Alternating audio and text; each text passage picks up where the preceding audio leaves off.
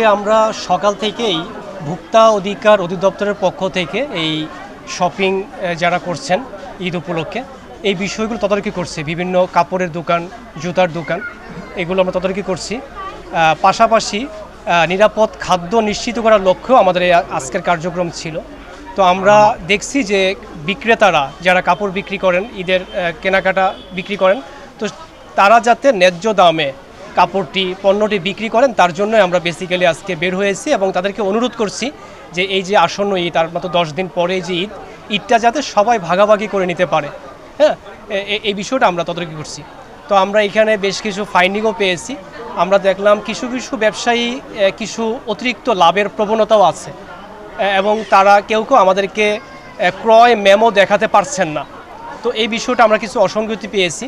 একনল hand wash 100% paraben free, তাই নিরাপদ হাতের জন্য আস্থা রাখুন একনলে।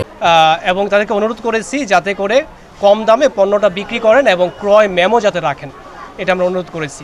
তো আজকে নিরাপদ খাদ্য নিশ্চিত করার লক্ষ্যে আমরা কিছু অসঙ্গতি পেয়েছি। আমরা একটি হোটেল, স্বনামধন্য একটি হোটেল, তাকে আমরা 20,000 টাকা জরিমানা করেছি অনিয়মের জন্য, এবং কাপড়ে বেশ কিছু অনিয়ম পেয়েছি, যার জন্য আমরা কাপড়ের ক্ষেত্রে 2টি প্রতিষ্ঠানকে জরিমানা করেছি। তো টোটাল আমাদের আজকে জরিমানা ভোক্তা অধিকার অধিদপ্তরের আজকে তদারকি অভিযানে জরিমানা হলো 50,000 টাকা।